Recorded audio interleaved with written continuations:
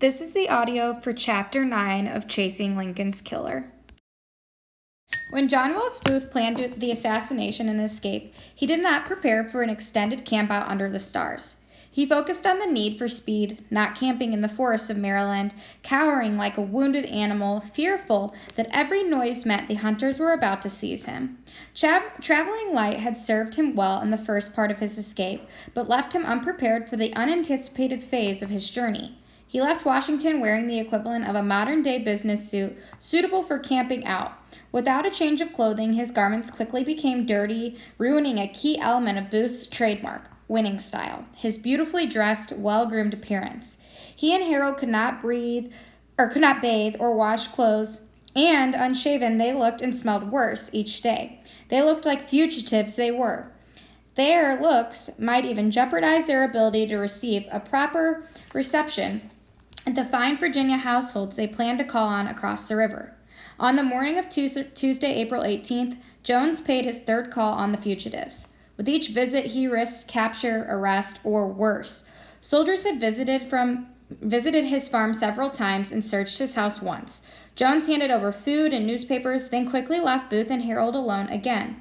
Booth's curiosity about the country's reaction to the events of the last 4 days were limitless. Eager for the papers Jones had brought him, what he read stunned him. Whatever papers Booth read, they all condemned him for his heinous act.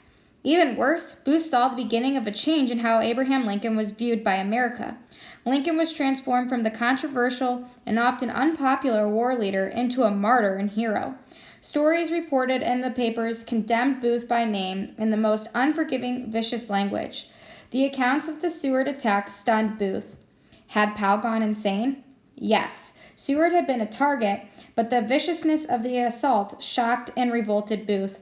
Why had Powell attacked the sons? The daughter? The nurse? Booth searched the papers for the article he had written the day of the assassination. He entrusted the letters to an actor friend who had delivered it to the National Intelligencer for publication.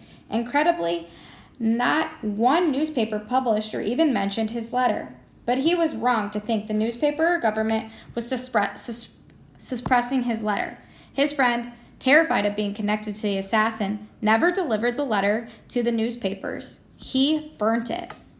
Booth wanted to explain why he killed Lincoln. He opened his small date book.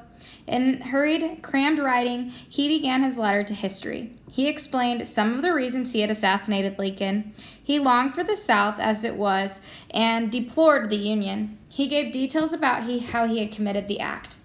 Booth was not the only conspirator shocked at what he read in the papers. In Elmira, New York, John Surratt read accounts that mistakenly identified him as Seward's attacker. Though John Surratt had been a conspirator in the kidnapping plot, he was not even in Washington on the evening of the assassination. Tuesday, April 18th, acting on what was now a stale tip, a cavalry officer decided to follow up on the information about the mysterious strangers who stopped by Mudd's farm on the assassination night. The soldiers sent for George Mudd, but, as a witness, George Mudd was useless. He only knew what his cousin Samuel Mudd had told him. The manhunters decided to pursue the lead to its source. The men mounted up, headed for Samuel Mudd's farm, taking George Mudd with them. When they arrived at the farm, the soldiers questioned first Mrs. Mudd, then Dr. Mudd. Samuel Mudd had plenty of time to concoct his story. If he behaved naturally and did nothing to arouse suspicion, all would be well. Mudd told these soldiers the bare bones of what had happened. 2 strangers on horseback arrived near daybreak. One had a broken leg, and he set the bone. The injured man rested in the parlor. The strangers did not stay long. He gave vague and general descriptions of the 2 men. One soldier asked if Mudd knew the man. No, the doctor replied, that they were complete strangers to him. Mudd then attempted to send the manhunters on a wild goose chase, claiming the strangers asked for directions to a farm in the west. His story was full of lies and half-truths. He had passed the point of no return. He had given aid and comfort to Abraham Lincoln's killers, and now he lied to protect them. The soldiers searched the barn and other buildings on the farm, but found nothing. After about an hour, the patrol left. If Mudd thought he had cleared himself, he was wrong. The lieutenant had decided Mudd was guilty of something, and he would arrest him sooner or later. In Washington, on the morning of April 19th, the most solemn day in the history of the nation began with the president's funeral. On Pennsylvania Avenue, thousands of people jostled for a place from which they could see the funeral procession pass as it left the White House. 6 magnificent white horses drawing a carriage carrying Abraham Lincoln's coffin made their way up the avenue. Every building lined the avenue wept with black crepe. The procession rolled slowly, the beat of the march measured by drums wrapped in crepe. Lincoln's funeral procession was the saddest moment, profoundly moving spectacle ever staged in the history of the United States. Thousands of citizens would wait for hours to view Lincoln's open casket under the Great Dome inside the Capitol. When the funeral was over, the president's body would be placed aboard a special train that would carry him home to Springfield. While tens of thousands of mourners viewed Lincoln's remains, detectives prepared to raid the Philadelphia home of the assassin's sister, Asa Booth Clark. They searched for and confiscated anything and everything connected to John Wilkes Booth, including documents unconnected to the assassination. In the early morning hours of April 20th in Maryland, 2 teams of detectives were planning a raid that would take George Atzerodt. He had spent the last 4 nights at his cousin's place, not moved to flee by the great risk of capture he faced. Atzerodt should have known that the detectives would have searched his room at the Kirkwood house and discovered his connection to Booth. He had foolishly aroused suspicion when he made an unusual comment about the assassination over dinner in the presence of guests.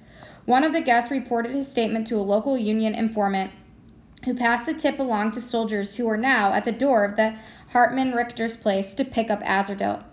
When Richter answered the soldier's knock, the soldiers asked whether Atzerodt was there. When Richter said he had been there but had left, a soldier said he would search the house anyway. Richter then admitted that Atzerodt was upstairs. The manhunters found Atzerodt in bed. He surrendered without a fight, not even asking why he was being taken. Atzerodt confessed all. The man questioning him did not even have to apply pressure. Atzerodt told him many details about the plot to kill Lincoln, the kidnapping plot, and the conspirators' final message on April 14th. He implicated Mary Surratt and Dr. Mudd. Now the War Department had its hands on 2 of the 4 men, Powell and Atzerodt, who were in the inner circle of the conspiracy. Following Atzerodt's arrest, Stanton issued a new proclamation. A reward was posted offering $100,000, an enormous sum for Lincoln's killers. The poster included photos of Booth, Harold, and John Surratt, the most wanted men in the country.